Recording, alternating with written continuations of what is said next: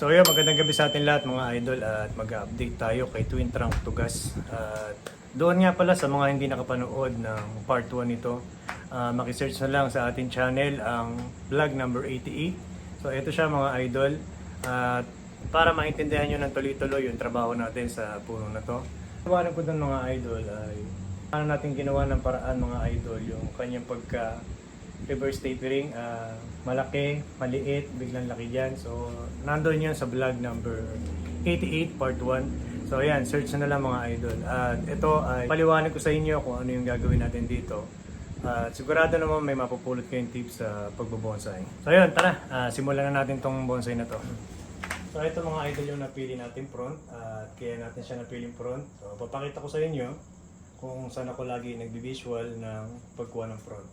So pagka nasa side tayo, kung mapapansin nyo, yung movement ng ating trunk is papunta sa front, meaning nakabaw yung puno sa atin. Ngayon, doon sa part 1 na video nito, ay patungkol to doon mismo sa ating paggawa ng shari at saka gin. Ngayon, ginawa natin ang paraan yung problema ng puno na malaki to, maliit yan, malaki to. So, ito mga idol ay yung ginawa ko dito ay applicable lang sa mga hardwood kagaya ng tugas, mga bantigi na matitigas ang katawan na matagal maubo. So, gradual yung pagnipis o pagrupok ng kahoy. So, nag-decide ako na balatan tong parte na to para maging manipis tignan yung ating trunk pagdating ng panahon. Ngayon, nag-iwal lang tayo ng konting mga balat kagaya nito. Ayan, ito ay ginawa natin shari. So, sa nature, nung kinuha siya, meron na siyang shari. So, ito natural to mga idol. Ayan. Hindi natin gawa yan mga idol. Then, kinopya lang natin na kung ano yung nakita natin sa natural na ginawa natin dito sa likod niya na ngayon ay balanse na siya. At ang kagandahan, pag tinignan natin siya na akala natin maliit pa rin to is malaki pa rin yan. Mga idol, ang shari sa katawan ay hindi na bilang ng diameter. So, sa madalit salita, hindi na siya doon sinusukat yung diameter. Kung saan lang yung live, doon lang kukuha ng sukat. So, ngayon, ang ginawa natin dito ay binalatan nga natin, pero hindi natin kagad tinapos yung trabaho na i-curve natin o i-sculpture natin to para maging maganda yung kanaturalan ng kanyang shari at gin. So, dito sa gagawin natin ngayon ay wala pa tayo doon sa pag-design ng ating mga shari at gin. Ipapaliwanag muna sa inyo yung mga gagawin natin dito kasi mas magandang maintindihan nyo yung mismong sistema ng puno kung paano tayo magpapahina at magpalakas ng sanga. So kagaya nito, kung mapapansin nyo, ito ay mayroong wire sa ilalim at hindi natin siya ginamitan ng wire na naka-loop para lang ma-layout siya. So isa yan sa technique para makaiwas tayo sa mismong bakat ng wire. Kung bumakat man yan, nasa ilalim, so, madali naman paghilumin pagka ganyan kasi naka-diretso lang. Hindi kagaya nung naka-loop na wire sa sanga, medyo mahirap kasi nagkakaroon ng reverse tapering yung ating mga branches. So anyway, dito sa part na to, kaya natin niya pinagwa-wide dahil ang project natin dito is twin trunk. So, sa madalit salita, nakita nyo to. Ito yung diameter na tinatawag ko. Ayan. Ito yung diameter na sinasabi ko. So, ang laki niya, di ba? So, kulang pa ng laki to. Itong Yamadori na primary. So, sa Yamadori na primary, kumuha lang tayo ng isang sanga, and then pina-wild natin. Siya na yung magsisilbi na magpapa-wild para magpalaki ng primary natin na kasama to. Ngayon, ito ay kumuha tayo ng tatlong sanga, isang back, ito yung apex, at ito naman yung continue ng trunk nito. So, base dyan sa nakikita nyo, kaya sinabing twin trunk, masyadong mababa ito pagdating sa ating puno. So kung ito ay umangat hanggang dito, so malamang na iyan ay informal upright. Ngayon, masyadong mababa. Ito kasi titingnan natin dyan, tsaka ito. So ayan. So masyadong mababa yan. Kung ito pumunta to dito, so malamang na informal upright yan. So kung titingnan natin, yung primary na to, halos mas malaki pa to kaysa dito. So bigyan natin ng kanaturalan o natural na galaw ng ating baba. So, sa madaling salita, ito ay hahaba at magkakaroon dyan ng apex. So, ito na nga yun, yung gagawin natin apex. At dito naman ngayon, sa part na to, ito yung old na branch na hindi nag-wild.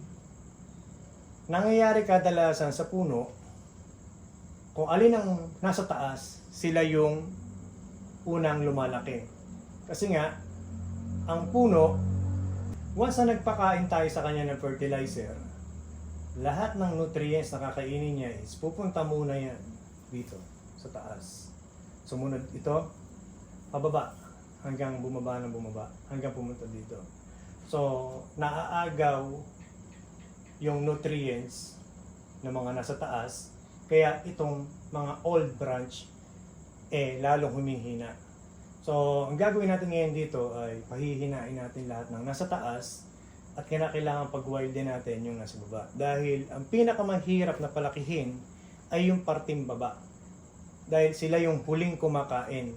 Kaya kung mapapansin nyo, ito hindi natin pinuputol dahil napakalaki pa ng kailangan.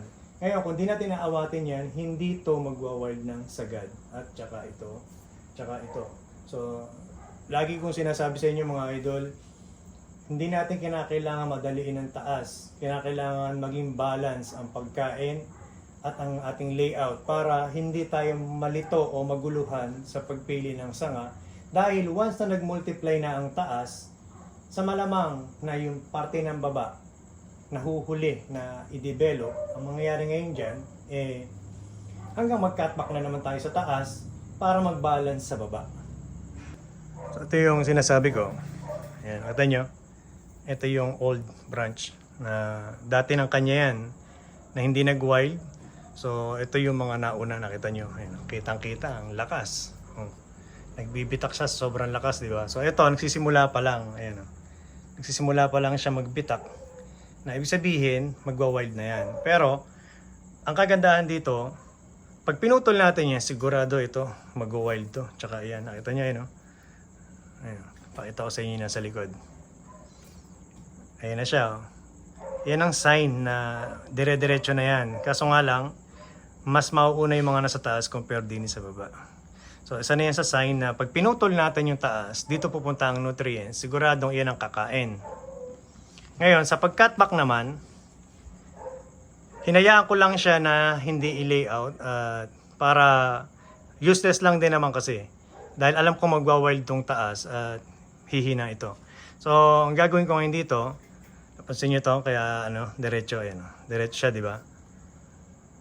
So, ito yung tamang node. Ang problema sa kanya, tuwid yan. Tuwid. So, dito ulit tayo. Para lalong humina yung ating sanga, so magpuputol tayo dito, titira lang natin yung isang node na yan. Meron din sa likod. Mas prepare yung nasa likod mga idol. Nasa ilalim itong isa na to. Ito nasa taas to. Ayan.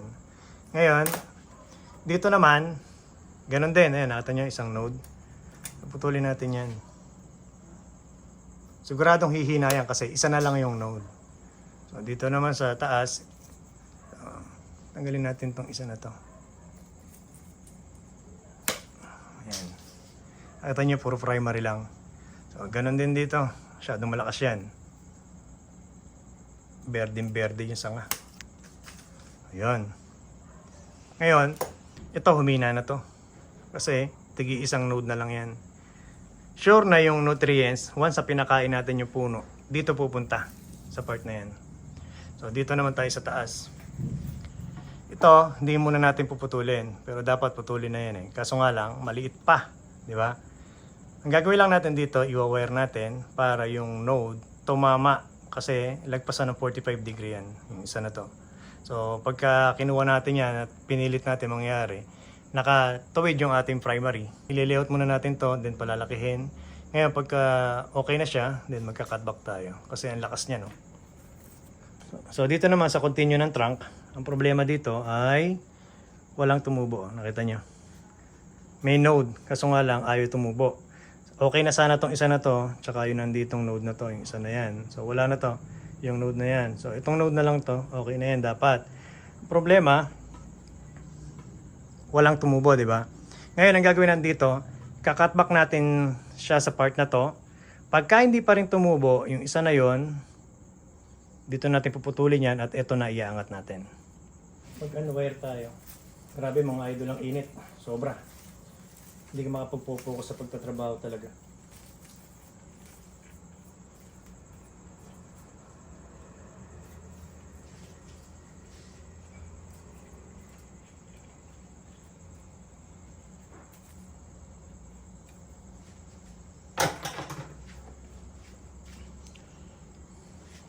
So after natin one-wire, ito yung kailangan natin na isang sanga at ito naman yung isa.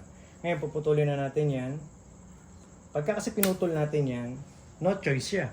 Sigurado magsushoot yan. Pero kung hindi siya magsushoot, ang mangyayari sa atin, wala tayong magagawa kundi mag-cutback ulit dito. At ito na yung gagawin natin dahil ito, maraming node. Ayan, sunod-sunod na yan, itong part na to. So sakto yan. Ito yung kukunin natin isa at ayun naman yung isa. So sakto. Di ba? Ayun yung isa, ito isa. Ito yung continue uli papunta ng apex.